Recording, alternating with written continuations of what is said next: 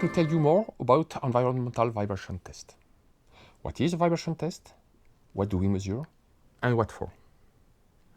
Vibrations are part of our environment. You feel them everywhere. When you walk in the street, you feel shocks in your shoes. When you drive your car, the engine of your car is producing random or sine vibration. At home, even your washing machine is generating vibration. In a general way, all the equipment you will have to use during your life will have to survive a certain level of vibration stress. And this is why the test centers have to qualify this equipment in order to ensure that they will survive at least during the warranty period given by the manufacturer. If I take the example of a spacecraft, but the exercise can be done for everything, we will have the different following phases. First, transportation, during which you will have to support mainly random and shock vibration.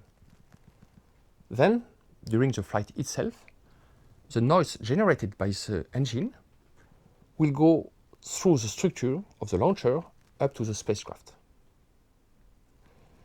Then, during the flight itself, you will have the different shock separation, the booster, the fairing, the different stages.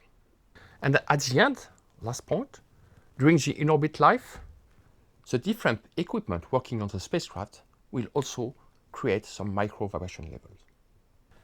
The goal for a test center is then to reproduce in a laboratory the equivalent vibration life cycle. This is done via the use of standards which will reproduce the type, level and duration of a vibration test. The goal of vibration tests could then be the equipment acceptance, equipment qualification, or simply the validation of the mathematical model. All the accelerations are measured using dedicated sensors called accelerometers. The levels are acquired, gathered, and analyzed in order to create and generate the future standards in terms of average and maxima. The future equipment will then be submitted to this environment using an acceptable margin for qualification, which is usually a coefficient 1.5. If it works afterwards, the equipment is qualified. The next one of the series is then submitted to an acceptance level instead of qualification with a coefficient 1.25 using reduced margin. To summarize, the experience of the past events is collected to generate standards which are applied by the laboratories to the future equipment in order to ensure its compliance. To reproduce the vibration environment, two types of test facilities could be used.